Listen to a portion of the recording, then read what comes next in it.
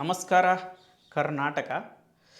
ಇವತ್ತಿನ ವಿಷಯ ಏನಪ್ಪ ಅಂತಂದರೆ, ಒಳಗಡೆ ಗಳಿಸಿದ್ದಂತಹ ಗೌರವ ಹೊರಗಡೆ ಬಂದು ಕಳ್ಕೊಂಡ್ರ ಮಾಳು ನಿಪ್ನಾಳ್ ಎನ್ನುವಂಥ ವಿಷಯದ ಕುರಿತಾಗಿ ನಿಮ್ಮ ಮುಂದೆ ಮಾತಾಡಲಿಕ್ಕೆ ಬಂದಿದ್ದೇನೆ. ವಿಷಯ ಏನಪ್ಪ ಅಂತ ನೀವು ಇತ್ತೀಚೆಗೆ ನೋಡ್ತಿರ್ಬೋದು. ಬಿಗ್ ಬಾಸ್ ಮನೆಯಿಂದ ಹೋದ ವಾರ ಸ್ಪಂದನ ಮತ್ತು ಮಾಳು ನಿಪ್ನಾಳ್ ಅವರ ವಿರುದ್ಧ ಅಥವಾ ಮಾಳು ನಿಪ್ನಾಳ್ ಅವರ ವಿರುದ್ಧ ಮತ್ತು ಬಿಗ್ ಬಾಸ್ ಒಂದು ರೀತಿಯಲ್ಲಿ ಮಲತಾಯಿ ಧೋರಣೆಯನ್ನು ಮಾಡುವುದರ ಮುಖಾಂತರ ಸ್ಪಂದನ ಅವರು ತಮ್ಮ ಒಂದು ಮಗಳು ಅಥವಾ ಮನೆ ಮಗಳು ಎನ್ನುವಂಥ ಕಾರಣಕ್ಕೋಸ್ಕರ ಆಕೆಯನ್ನು ಉಳಿಸಿಕೊಂಡು ಉತ್ತರ ಕರ್ನಾಟಕದ ಜಾನಪದ ಲೋಕದ ಪ್ರಸಿದ್ಧ ಹಾಡುಗಾರ ಅಥವಾ ಉತ್ತರ ಕರ್ನಾಟಕದಲ್ಲಿ ತನ್ನದೇ ಆಗಿರುವಂಥ ಅಭಿಮಾನಿ ಬಳಗವನ್ನು ಹೊಂದಿರುವಂತಹ ಅಪ್ರತಿಮ ಹಾಡುಗಾರ ಅಥವಾ ಸಾಹಿತ್ಯಗಾರನೇ ಅಂತ ಹೇಳ್ಬೋದು. ತನ್ನದೇ ಆಗಿರುವಂತಹ ಒಂದು ಶೈಲಿಯಲ್ಲಿ ಜಾನಪದ ಹಾಡುಗಳನ್ನು ಹಾಡುವುದರ ಮುಖಾಂತರ ಒಂದು ಹೆಸರನ್ನು ಮಾಡಿಕೊಂಡಿದ್ದ ಆ ಒಬ್ಬ ವ್ಯಕ್ತಿ ಮಾಳು ನಿಪ್ನಾಳ್. ಹಾಗಾಗಿ ಆತನನ್ನು ಹೊರಗಡೆ ತೊಗೊಂಬಂದರು, ಅಂದರೆ ಎಲಿಮಿನೇಟ್ ಮಾಡಿದರು ಎನ್ನುವಂಥ ಕಾರಣಕ್ಕೋಸ್ಕರ ಅದೊಂದಿಷ್ಟು ಚರ್ಚೆಗೆ ಗ್ರಾಸವಾಗಿತ್ತು.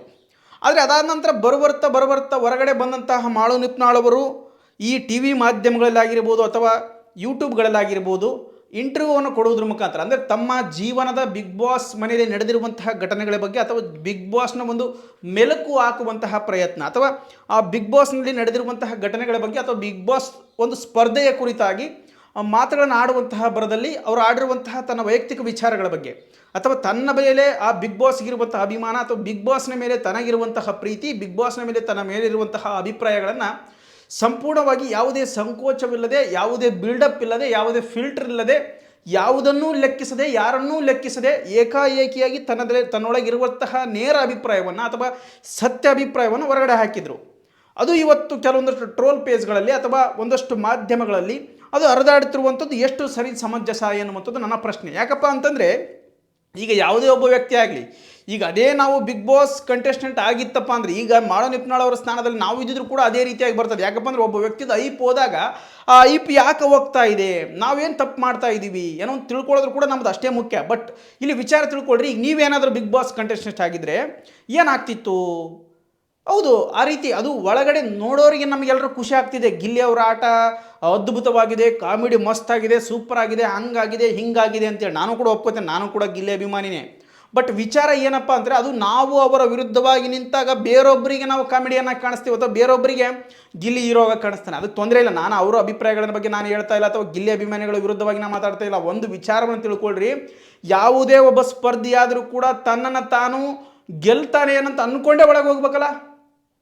ಅದಕ್ಕೆ ನೀವು ಅದನ್ನು ಟ್ರೋಲ್ ಮಾಡ್ತಾಯಿದ್ರೆ, ನೀನು ಗಿಲ್ಲಿ ಮುಂದೆ ಹಂಗೆ, ನೀನು ಗಿಲ್ಲಿ ಮುಂದೆ ಹಿಂಗೆ, ನೀ ಹಂಗೆ ಹಿಂಗೆ ಅಂತೇಳಿ, ಅದು ಯಾಕಪ್ಪ ಅಂದರೆ ಅದು ವೈಯಕ್ತಿಕ ಅಭಿಪ್ರಾಯ. ಅದು ಅವ್ರು ಯಾವುದನ್ನು ಸತ್ಯವನ್ನು ಫಿಲ್ಟರ್ ಇರಲಾರ್ದಂಗೆ ಹೇಳಿದ್ರು. ಅವರು ಬೇರೊಬ್ರು ಹೇಳ್ತಾರೆ ತಾವು ಗೆಲ್ಲಬೇಕಂತಿತ್ತು, ಹಂಗಾರೆ ಹಿಂಗೆ ಗೆಣಸ್ಕೇರಕ್ಕೆ ಕೂತಾರೆ ನೀ ಎಲ್ಲರೂ ಒಳಗೆ.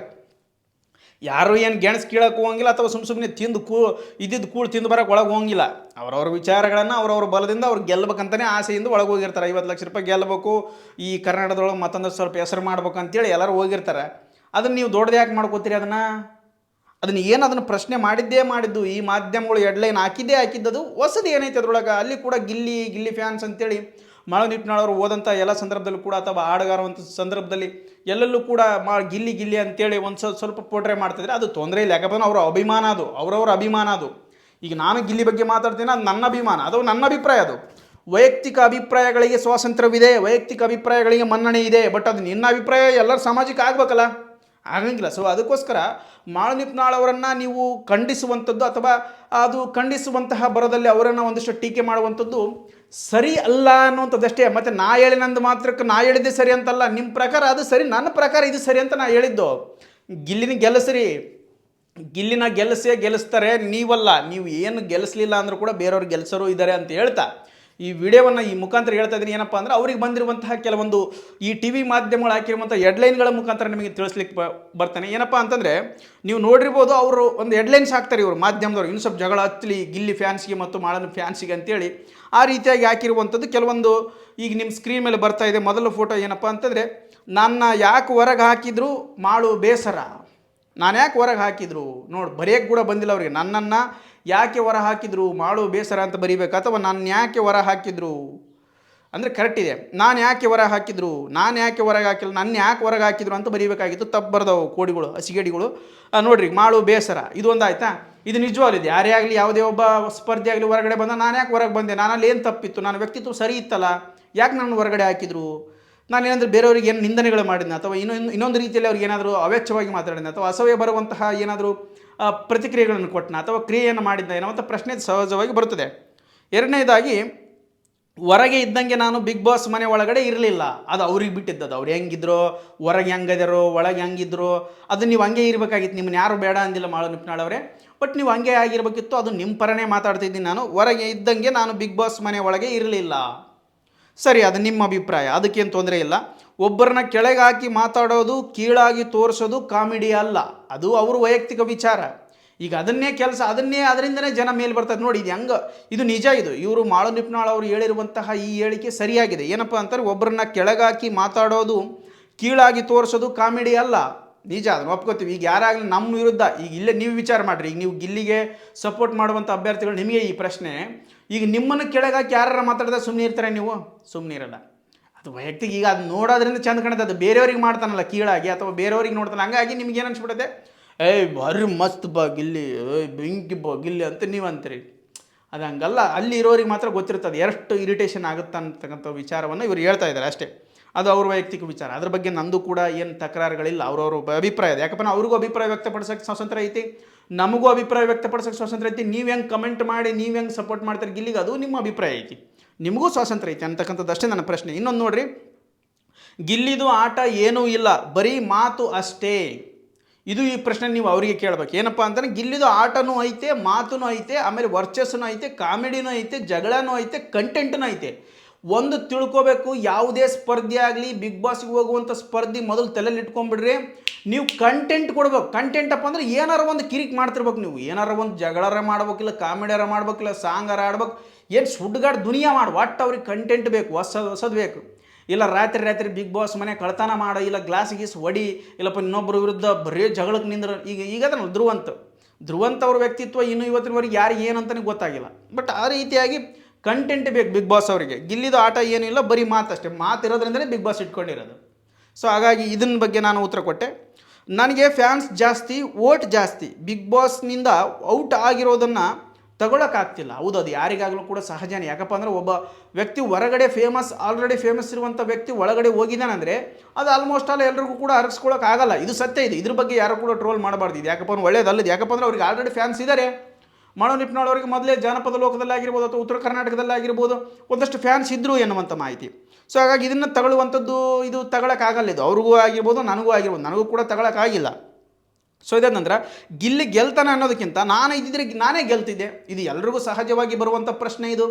ಯಾಕಪ್ಪ ಅಂತಂದರೆ, ಗಿಲ್ಲಿ ವಿರುದ್ಧ ಅಲ್ಲಿ ನಿಂತ್ಕೊಂಡಾಗ ಎಲ್ಲರಿಗೂ ಅವನು ಅಷ್ಟು ಕಾಮಿಡಿ ಮಾಡ್ತಾನೆ, ಜನ ಹೊರಗಡೆ ನೋಡ್ಕೊಂಡಿರ್ತಾರೆ, ಬಿಡು ನಾನು ಗೆಲ್ತೀನಿ ಅಂತ. ಅದು ಎಲ್ಲರಿಗೆ ಯಾಕೆ ಅವ್ರು ಗೆಣಸ್ಕೆರೆಗೆ ಹೋಗಿದ್ರನ್ನ, ಅಲ್ಲಿ ಎದಕ್ಕೆ ಹೋಗಿರ್ತಾರೆ? ಹಂಗೆ ಗೆಲ್ತೀವಿ ಅಂತ ನನಗೆ ಹೋಗಿರ್ತಾರೆ. ಸೊ ಹಂಗಾಗಿ ಅವ್ರು ಮಾಳು ನಿಪ್ನಾಳ್ ಹೇಳಿದರು, ಇದರಲ್ಲಿ ಏನೂ ತಪ್ಪಿಲ್ಲ. ಇದನ್ನು ಕೂಡ ಮಾಧ್ಯಮದವರು ದೊಡ್ಡ ಹೆಡ್ಲೈನ್ಸ್ ಮಾಡಿ ಹಾಕಿದ್ದಾರೆ, ಹತ್ತಲಿ ಜಗಳ ಅಂತೇಳಿ. ಇದಾದ ನಂತರ, ಇದೇ ಗಿಲ್ಲಿ ನಟನ ಡಬಲ್ ಗೇಮ್. ನೋಡು, ಸುವರ್ಣ ನ್ಯೂಸ್ನವ್ರದ್ದೊಂದು ಟೈಟಲ್ ನೋಡಿ ಹೆಂಗೈತೆ, ಬಾಬಾ. ಇದೇ ಗಿಲ್ಲಿ ನಟನ ಡಬಲ್ ಗೇಮ್. ಯಾವುದು ಡಬಲ್ ಗೇಮ್ ಇಲ್ಲ. ಅವನು ಹೆಂಗಿದ್ದವನು ಹಂಗ ಅದಾನ. ಸ್ವಲ್ಪ ಓವರಾಗಿ ಕಾಮಿಡಿ ಮಾಡ್ತಿರ್ಬೋದು, ಸ್ವಲ್ಪ ಓವರಾಗಿ ಟಾಂಗ್ ಕೊಡ್ತಿರ್ಬೋದು. ಅದು ಬಿಟ್ಟರೆ ಏನೂ ಇಲ್ಲ ಸುಡುಗಾಡದ್ರಾಗ. ಇವ್ರದ್ದು ಏನು ಡಬಲ್ ಗೇಮ್ ಅಂತ ಬೆಂಕಿ ಹಚ್ಚಿಬಿಟ್ರೆ ನೀವು ಒಂದು ಸ್ವಲ್ಪ ಮಾಳು ಸಂದರ್ಶನ ಅಂತ. ಮಾಡೋರು ಅವ್ರ ಅಭಿಪ್ರಾಯ ಹೇಳೋಕ್ಕೆ ಸ್ವಾತಂತ್ರ್ಯ ಐತಿ. ನೀವು ಒಂದು ದೊಡ್ಡದಾಗಿ ಪೋಟ್ರೆ ಮಾಡಿಬಿಡೋದು ಹೊಸ್ದಾಗಿ ಮತ್ತೆ ಬೇರೆ ರೀತಿ. ಬಿಗ್ ಬಾಸ್ನಿಂದ ಆಚೆ ಬಂದ ಮಾಳು ಬೆಂಕಿ ಮಾತು. ಏನು ಬೆಂಕಿ ಮಾತಾಡಿಲ್ಲ ಅವರು. ಸೂಕ್ಷ್ಮವಾಗಿ ನನ್ನ ಅಭಿಪ್ರಾಯ ನಾನೇ ಒಳಗಿದ್ರೆ ನಾನೇ ಗೆಲ್ತಿದ್ದೆ ಅಂತ ಹೇಳ್ತಾರೆ. ಯಾವುದೇ ಸ್ಪರ್ಧೆ ಅಲ್ಲ ಅದನ್ನೇ ಹೇಳೋದು. ಒಳಗಡೆ ಇದ್ಕೊಂಡು ಇವ್ರು ಗೆಲ್ಲ ಅಂತ ಹೇಳೋಕ್ಕಾಗುತ್ತೆ? ಅದು ರೂಲ್ಸ್, ಬಿಗ್ ಬಾಸ್ ರೂಲ್ಸೇ ಅಲ್ಲ ಅದು.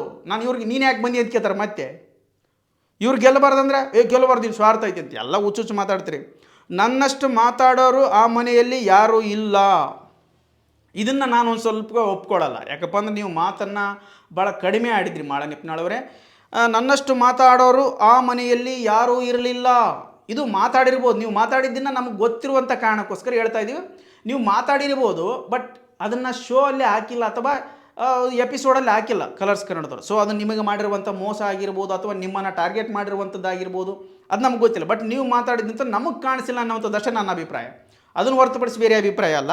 ಇದು ಯಾರು ಕೂಡ ತಗೊಳ್ಳಲ್ಲ. ಯಾಕಪ್ಪ ಅಂದರೆ ಎಪಿಸೋಡ್ ನೋಡಿದರೆ ತಾನೇ ಜನ, ಪಾಪ ರಾತ್ರಿ ನೋಡ್ತಾರೆ, ಅವ್ರಿಗೆ ಗೊತ್ತಿರಲ್ಲ. ನೀವು ಮಾತಾಡಿ ಇದನ್ನು ಮಾತ್ರ ತಗೊಳ್ಳಲ್ಲ, ಯಾವುದೇ ಜನ ತಗೊಳ್ಳಲ್ಲ.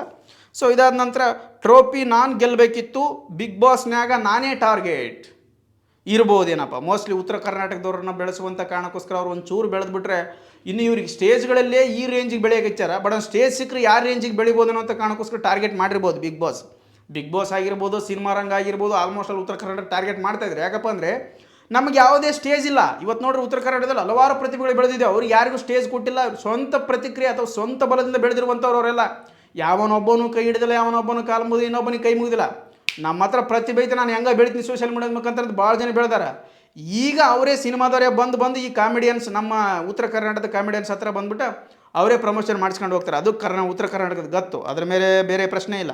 ಅದಾದ ನಂತರ ಜನ ನನಗೆ ಓಟ್ ಹಾಕಿರೋದು ನಿಜ, ಗಿಲ್ಲಿಗಿಂತ ಕ್ರೇಜ್ ಕ್ವಾಲಿಟಿ ನನ್ನಲ್ಲಿ ಇದ್ದಿದ್ದು ನಿಜ. ಅಂದರೆ ಗಿಲ್ಲಿಯಷ್ಟು ಏನು ಕ್ರೇಜ್ ಕ್ವಾಲಿಟಿ ಇರಲಿಲ್ಲ, ಬಟ್ ಮೊದಲಿಗೆ ಗಿಲ್ಲಿಗಿಂತ ಇವರಿಗೆ ಒಂದಷ್ಟು ಕ್ರೇಜ್ ಇತ್ತು. ಅದು ನಾನು ಕೂಡ ಒಪ್ಕೋತೀನಿ. ಯಾಕಪ್ಪ ಅಂದರೆ ಉತ್ತರ ಕರ್ನಾಟಕದಲ್ಲಿ ನಾವೆಲ್ಲರೂ ಕೂಡ ಒನ್ ಸೈಡ್ ಆಗಿ ವೋಟ್ ಮಾಡ್ತಾರೆ ಅನ್ನುವಂಥದ್ದು ನಿಮ್ಗೆ ಈಗಾಗಲೇ ಗೊತ್ತಿರುವಂಥ ವಿಚಾರ. ಗಿಲ್ಲಿ ಆಟದ ಬಗ್ಗೆ ಮಾಡೋ ಅಸಮಾಧಾನ ಎಲ್ಲರೂ ಅಸಮಾಧಾನ ಪಡ್ತಾರೆ. ಯಾಕಪ್ಪ ಅಂದ್ರೆ ಅವ್ರವ್ರ ವ್ಯಕ್ತಿತ್ವ, ಅದು ಅವ್ರವ್ರ ಭಾವನೆಗಳು. ಅದು ನೀವು ಹೆಂಗೆ ಅಸಮಾಧಾನ ಅಂತ ವ್ಯಕ್ತಪಡಿಸ್ತೀರಿ ನೀವು? ಹೌದು, ಅಸಮಾಧಾನ ಅವ್ರ ಪ್ರಕಾರ, ನಿಮ್ಮ ಪ್ರಕಾರ ಅಲ್ಲ. ಸೊ ಹಂಗೆ ತಿಳ್ಕೊಳ್ರಿ ಅಂತ ಹೇಳ್ತಾ, ಅದಾದ ನಂತರ ಏನಪ್ಪ ಅಂತಂದರೆ ಏನು ಟಾಪ್ 5 ಬಗ್ಗೆ ಹೇಳೋಕ್ಕೆ ನನಗೆ ಮನಸ್ಸಿಲ್ಲ.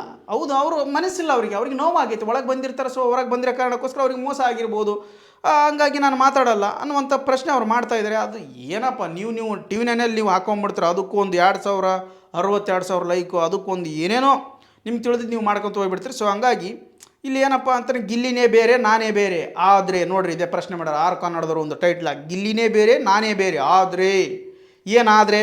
ಮತ್ತು ಹೌದು, ಗಿಲ್ಲಿನೇ ಬೇರೆ ಇವರೇ ಬೇರೆ. ಇವರು ಸಿಂಗರ್ ಆಗಿ ಒಳಗಡೆ ಹೋಗಿದ್ರೆ, ಅವರು ಒಬ್ಬ ಕಾಮಿಡಿಯನ್ ಆಗಿ ಹೊರಗಡೆ ಹೋಗಿದ್ರು. ಸೊ ಹಂಗಾಗಿ ಅವರವ್ರ ಭಾವನೆಗಳು ಬೇರೆ ಬೇರೆ ಇರ್ತಾವೆ ಅಂತ ಹೇಳ್ತಾ, ಇದನ್ನೇ ಭಾಳ ಮನಸ್ಸಿಗೆ ತೊಗೊಬೇಡ್ರಿ, ಭಾಳ ದೊಡ್ಡದು ಮಾಡೋಕೆ ಹೋಗ್ಬೇಡ್ರಿ. ಎಲ್ಲ ಸ್ಪರ್ಧೆಗಳು ಇಷ್ಟೇ, ಅವರು ಸುಮ್ಮನೆ ಹೇಳಕೋತಾರೆ ಗಿಲ್ಲಿಗೆಲ್ಲ ಅಂತ. ಆಗ ತಾವೆದಕ್ಕೆ ಹೋಗಿದ್ರು ಒಳಗೆ ಹೇಳ್ತಾರೆ, ಫಿಲ್ಟರ್ ಇಲ್ದಂಗೆ ಮಾತಾಡಿದ್ದೆ ಒಂದು ದೊಡ್ಡ ತಪ್ಪನಾಗಿ ನೀವು ಬಿಂಬಿಸಕತ್ತೀರಿ. ಇದರ ವಿರುದ್ಧ ನಿಮ್ಮ ಅಭಿಪ್ರಾಯ, ಇದ್ರ ಬಗ್ಗೆ ನಾನು ಮಾತಾಡ್ಲಿಕ್ಕೆ ಹೋಗಲ್ಲ ಅಂತ ಹೇಳ್ತಾ ಈ ವಿಡಿಯೋನ ಮುಗಿಸ್ತಾ ಇದ್ದೀನಿ. ಧನ್ಯವಾದಗಳು.